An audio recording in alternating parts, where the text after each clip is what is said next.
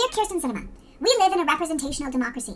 Our representatives are elected to speak for us in the U.S. Congress. You are supposed to be the agent of the constituents who elected you to your place in the Senate. You are not there to represent your opinion. You are there because people elected you to represent theirs. Our voting rights are under attack. This is not conjecture or opinion. It is obvious and discernible fact. Your state alone is one of the biggest perpetrators of the big lie. You were chosen by Democrats to represent democratic values for the state of Arizona. The Democratic vote in Arizona is under attack. The Democratic vote in America is under attack. There is nothing more important for you to do than to protect the vote of the people who voted to give you your job. This isn't about you. Any other job in the world would fire you for failing to do what you were hired to do. But we can't do that. So we just have to watch as you allow the voting rights of the entire country to be destroyed by one party while you blame your party for failing to get their support. What is wrong with you? You're like a doctor who is killing the patient. Arizona, talk to your senator. She says she's listened to you. Has she? All right, guys, so in the continuation of my coverage of Joe Biden's last-ditch effort to try to save his presidency before the 2022 midterms, we have Biden focusing on so-called voting rights, right? As they're trying to pass the so-called Freedom to Vote Act, which is their new legislation that they have come up with after basically giving up on the For the People Act and the John Lewis Voting Rights Act, because allegedly democracy is under attack, right? Democracy is under attack. And the only way to save democracy is to vote, aka participate in a democratic process and get Democrats elected, right? That's the only way to save democracy. And if Republicans get elected, if Republicans win, then democracy is over, right? Funny how that works, right? So the Democrats have come up with this grand conspiracy theory that allegedly was supposed to be dangerous, right? The mainstream media and social media told us that, hey, pushing conspiracies about the election is dangerous, right? It is dangerous. Okay. However, for whatever reason, Democrats are allowed to do that and get away with it, just like they did with Russiagate, and now with this whole save democracy thing and this idea that voting rights are under attack. And Joe Biden goes on this unhinged rant about his frustrations in regards to passing the so-called Voting Rights Act, in which he basically pushes his election conspiracies that the GOP is trying to determine who can count the vote. Take a look. I hope we can get this done. The honest to God answer is I don't know whether we can get this done. Is this mic on? I guess anyway. Yeah. And I'm not sure either. But anyway, I hope we can get this done. But I'm not sure. But one thing for certain, like every other major civil rights bill that came along, if we missed the first time, we could come back and try it a second time. We missed this time. And the state legislative bodies continue to change the law, not as to who can vote, but who gets to count the vote. Count the vote. It's about election subversion, not just whether or not people get to vote. Who counts the vote? That's what this is about. That's what makes this so different than anything else we've ever done. I don't know that we can get it done, but I know one thing. As long as I have a breath in me, as long as I'm in the White House, as long as I'm engaged at all, I'm going to be fighting to change the way these legislatures have moved. Thank you. Okay, so yeah, this guy's just flat out pushing a conspiracy. That's literally what it is. They're literally pushing the idea that if we lose, right, then it is because the GOP stopped people from voting. They suppressed the vote. It's because they cheated to win. That's literally what they're trying to say. That's what they're saying.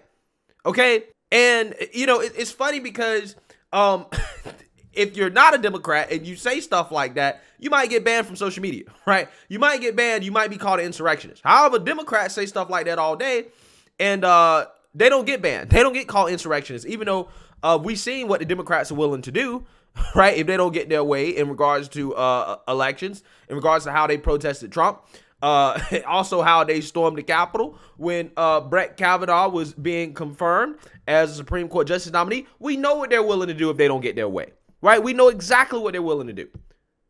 So you think that the Democrats pushing these conspiracies about what's happening in this election, and when they actually get swept come to midterms and probably in 2024, you think that they're just gonna go away quietly, right? You think they're just gonna accept the results for what it is?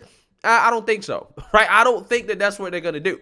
I think they're going to be convinced because the Democrats have told them this for years that, hey, the Republicans, they suppressed the vote, right?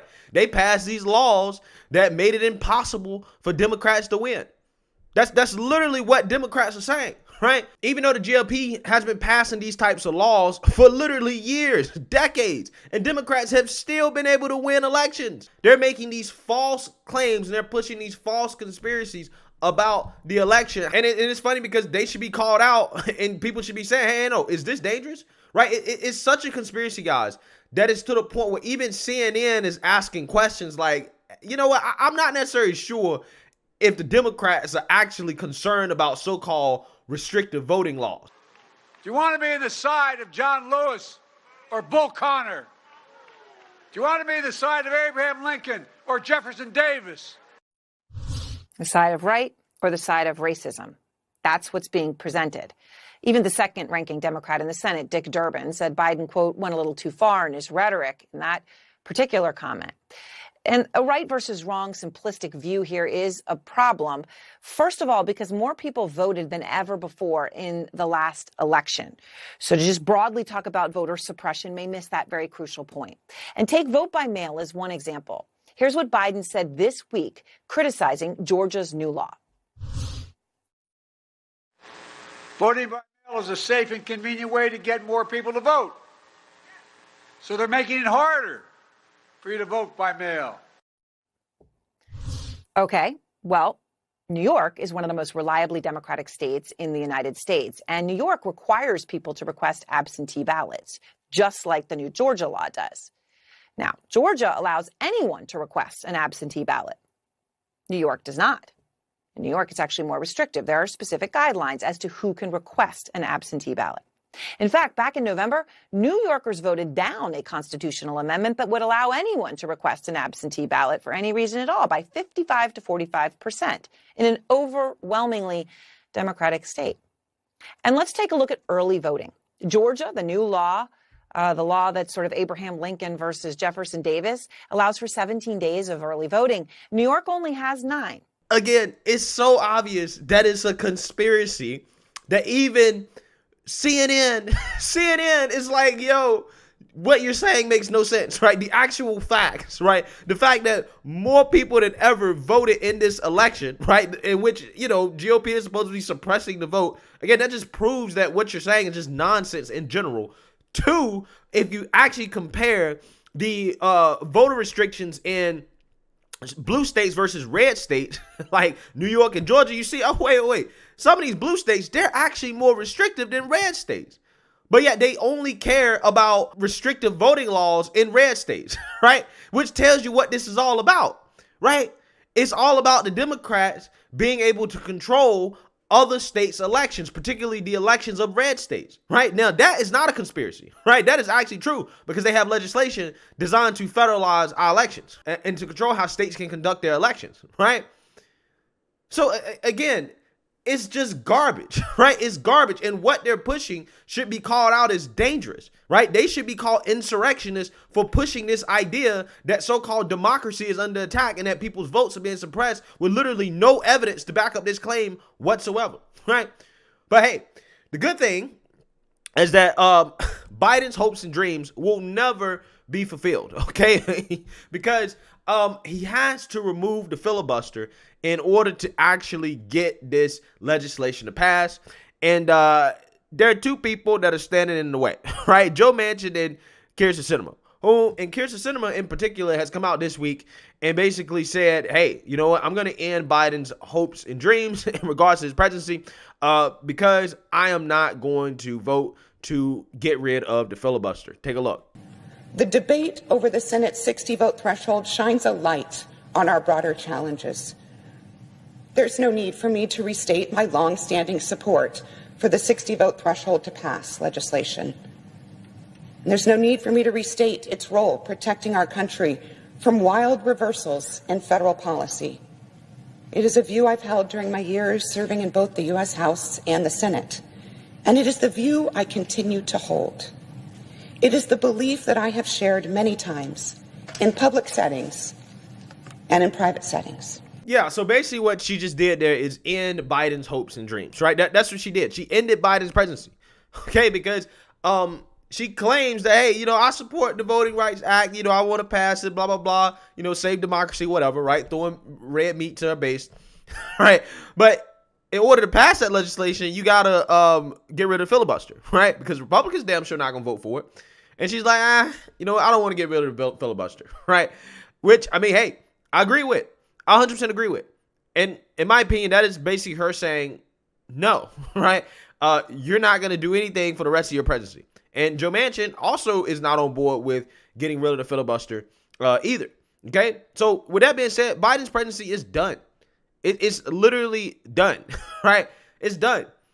And again, what is happening here is that the excuse that they're making about why his presidency is done and why he can't get anything accomplished is going to be, well, because the Republicans, right, have attacked democracy, because democracy is under attack, okay?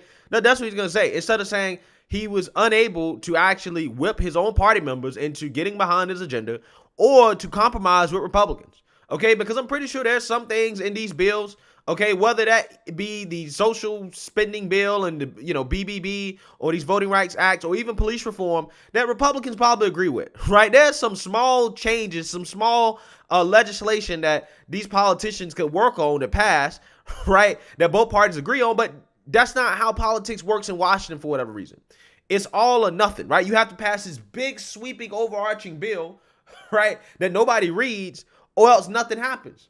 And as long as politicians continue to play this game, you're not going to get anything accomplished. And Biden doesn't have anybody to blame except himself. So with that being said, unless Biden decides to actually, start compromising, right, with the GOP on stuff, and or something major changes, something drastic changes, something, like Kyrsten Sinema or Joe Manchin have a change of heart, this guy's presidency is done. Stick a fork in it. He's not going to be able to get anything accomplished, especially if he does nothing before the midterms, because once the Republicans take back the House, boy, it is going to be hell in Washington for the Biden administration. It is, okay? It really is. So, hey, it is what it is. Let me know what you guys think. Make sure you like, comment, and subscribe. Most importantly, share a Black conservative perspective. Peace.